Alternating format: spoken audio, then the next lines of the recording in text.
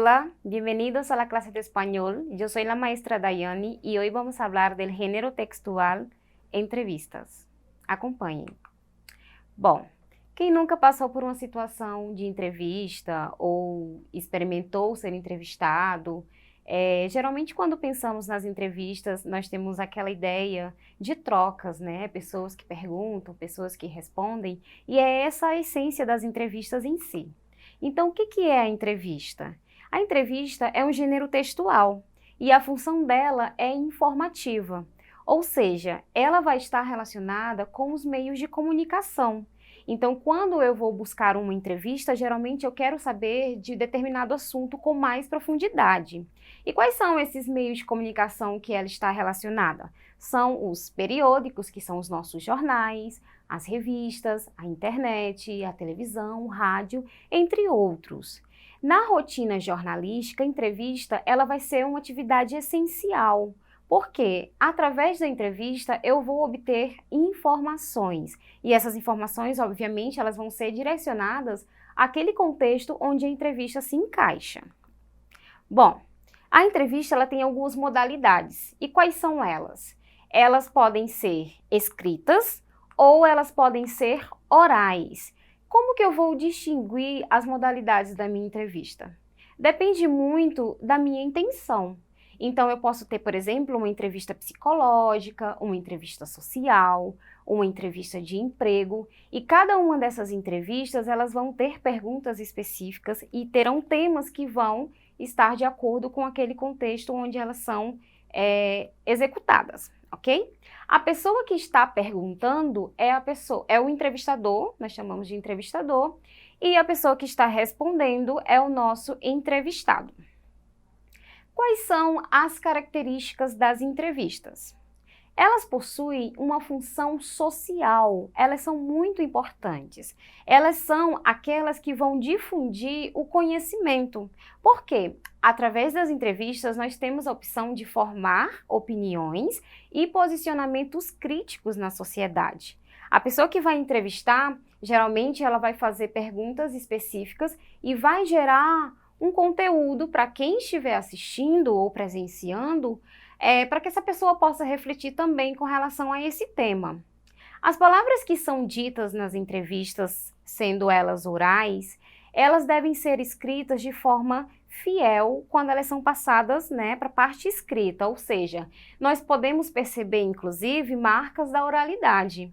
Quais são as marcas de oralidade? São aquelas expressões que nós fazemos quando estamos falando e que geralmente nas entrevistas escritas, elas vão marcadas entre parênteses. Por exemplo, nós temos aí risas, ou seja, quando você vê uma expressão entre parênteses da oralidade, elas estarão aí informando o que aquele entrevistado manifestou no momento da sua entrevista. Ou seja, aí ele deu algumas risadas. Qual é a estrutura da entrevista? Antes de mais nada, eu preciso ter um tema. E esse tema, ele vai passar por critérios para que ele seja eleito. Ou seja, eu preciso ter uma base para que eu possa dar consistência no meu texto, nas minhas perguntas. E eu preciso saber o que eu quero daquela pessoa. Quais são as informações que eu vou obter dela? E aí, a partir disso, eu vou eleger aí perguntas específicas para aquele tema. Guion. O que seria o nosso guion? Seria o roteiro. Ou seja, para eu fazer uma entrevista, eu preciso ter tópicos, eu preciso passar por um caminho de perguntas até chegar naquela essência do meu tema escolhido. E o que eu preciso ter em mãos na hora da minha entrevista? Vamos lá. El guión deberá tener um objetivo claro, ou seja, eu preciso ser objetiva. Tenho que ter perguntas, mas que essas perguntas, elas não se limitem a uma resposta de sim ou não. Eu preciso ter perguntas que instigam o meu entrevistado a dar a sua opinião. E mais do que isso, eu preciso também ter, digamos que, aquela carta na manga. Ou seja, eu tenho o meu roteiro, mas eu preciso ter também perguntas extras, se caso seja necessário, pelo tempo, ou mesmo para preencher os requisitos daquela entrevista. Outra situação que eu preciso estar atento nas entrevistas com relação às escritas, o título ou o tema. ele precisa despertar a atenção do meu possível leitor. Ou seja, é ali que eu vou chamá-lo para fazer a leitura da minha entrevista. Pode ser uma frase de impacto, pode ser uma pergunta. E ela precisa estar direcionada ao tema da minha entrevista em si. Vamos ver um exemplo aqui. Nós temos aqui um jornal argentino que se chama Clarín. E aí eu tenho o tema. Qual é o tema dessa entrevista? Alex Pina, el creador de La Casa de Papel, conta como será sua nova série. Ou seja, aqui eu já dei uma pista do que se vai tratar e as minhas perguntas. Então, todas aquelas pessoas que estão interessadas naquela série específica irão procurar ler essa entrevista, terão curiosidade, ou seja, eu estou chamando a atenção dos meus leitores, ok? Após o título, o que eu tenho que pensar na minha entrevista escrita? Tenho que pensar na apresentação, ou seja, o que é que eu vou dar aí como uma pista a mais para que aquele meu leitor possa ter mais interesse ainda para continuar. Ou seja, eu preciso ter alguns pontos específicos que estarão fazendo relevância com a entrevista. Eu posso estar falando do profissional que eu estou entrevistando, ou o perfil daquela pessoa em geral, e mencionando ali qual vai ser o meu assunto abordado. Com a mesma entrevista, nós temos aí embaixo a apresentação. O que tem aí? Este viernes 15 de maio se estrena White Lines por Netflix, uma coproducción entre España e Inglaterra. Charla con este exitoso guionista y productor que empezó a coquetear con las palabras a través del periodismo gráfico. Ou seja, mais do que o tema, eu estou dizendo qual é o título da série nova, quem é que está produzindo, quais são as referências que ele teve, ou seja, eu estou dando aí um pouquinho mais de informação, ok? Bom, a entrevista em si é aquela parte onde nós iremos identificar, como vocês podem ver aí no exemplo, as falas, ou seja, as falas do entrevistado e as falas do entrevistador. A nossa fala do entrevistador aí está em negrita, né? Vocês podem ver qual é o processo de cada uma de tus ideias. E aí, de maneira fiel, nós temos a resposta do entrevistado. E assim será, consequentemente, as demais falas. Vocês irão perceber que seguirá essa mesma estrutura, sempre respeitando todas as manifestações da forma fiel em que foi dita, na maneira em que foi entrevistado, ok? Bom, aí nós temos as falas e vamos lá. Vamos a praticar? Eu trouxe para vocês o fragmento de uma entrevista lá no site da ONU, vocês podem verificar depois na íntegra por esse link, e nós temos aí em azul as perguntas do entrevistador e em preto a resposta do entrevistado, tudo bem? Aí estamos contextualizando a importância da língua espanhola nas Nações Unidas. Vamos ler juntos? Diz assim: Como chegou o espanhol a ser um idioma de las Naciones Unidas? Quando se crean las Naciones Unidas, los que firman las cartas de San Francisco son 50 países, de los cuales 18 eran del mundo de habla hispana. O sea, era un tercio de la membresía de las Naciones Unidas los que hablaban español y era su idioma común y su lengua materna. Ou seja, de todos os 50 países, 18 são de fala espanhola. Ou seja, um terço daquelas pessoas reunidas estava falando esse idioma. Por isso ele tinha um peso nas horas de votação. Continuando. Por lo tanto, era um grupo muy relevante, tanto em votação como en población de los miembros fundadores de las Naciones Unidas.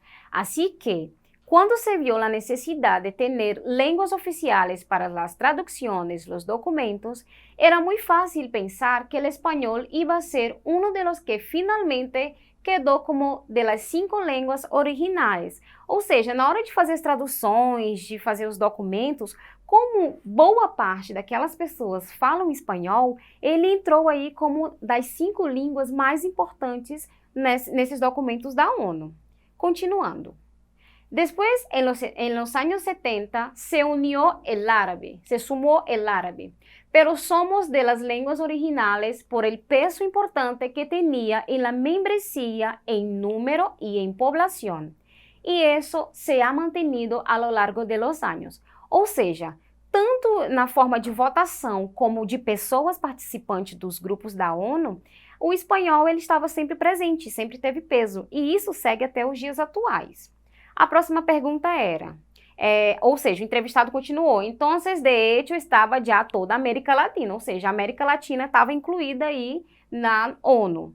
E aí ele responde, absolutamente, toda a América Latina se unió inmediatamente al llamado de formar esta nueva organización mundial.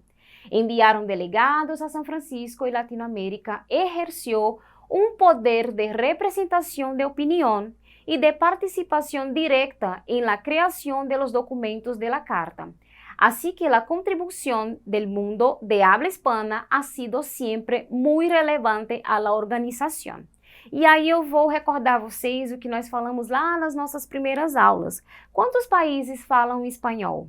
21 países possuem essa língua como idioma oficial, ou seja, tem um grande peso. Por isso que é um dos idiomas mais importantes na redição de documentos, por exemplo, porque esse documento vai ser acessado por muitos países e, obviamente, muitas pessoas que dominam o idioma estarão por dentro da língua e do que está sendo dito, ok? Agora vamos lá a nossa perguntinha sobre a nossa entrevista. Vamos lá. Número 1. Los géneros textuales son definidos por medio de su estructura, función y contexto de uso. Então, nós vamos ter o quê? A estrutura da entrevista, a função dela e o contexto em que ela foi utilizada. Com base nisso, vamos observar que a entrevista, ela tem o quê na estrutura dela? Letra A.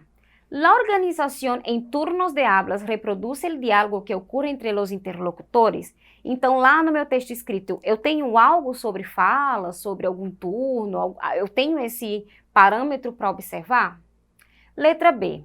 El tema y el soporte donde fue publicada justifican la ausencia de rasgos de lenguaje informal. Lá onde eu publiquei minha entrevista, eu vou retirar os meus aspectos informais nas minhas falas, no momento que eu falei, na hora que eu vou postar essa entrevista. Eu retiro algo do que foi dito informalmente? Pensem aí. Letra C.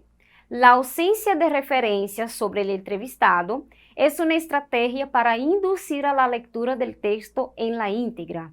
Ou seja, é algo comum nas entrevistas que eu não diga quem foi o entrevistado para que você tenha curiosidade para ir buscar essa entrevista na íntegra? Utilize esse recurso? D. El uso del destaque gráfico es un recurso de edición para enfatizar la importancia del tema para el entrevistador. Tem algo gráfico que vocês estão observando lá que dá essa importância para o tema, enfatiza algo assim? E E. El entrevistado es un especialista en abordajes educacionales para la enseñanza de la lengua española. Esse entrevistado que nós lemos agora, ele fala algo sobre ensino de espanhol, sobre essa questão educacional? Bom, somente a letra A está correta. Por quê? Nós temos aí os turnos representados, os turnos de fala. Foi uma coisa que nós observamos no início. Em azul nós tínhamos lá o entrevistador e no preto nós tínhamos o entrevistado. Então, nós vamos respeitar, sim, todas as questões da oralidade. Por isso, independente se haja formalidade ou não, nós vamos manter fielmente aquilo que foi dito pelo entrevistador e pelo entrevistado também.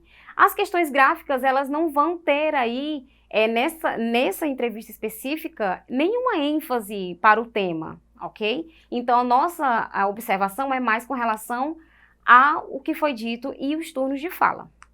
A número 2 tem aí a transcrição. Vamos ver lá. Na transcrição, a gente tem uma reticências.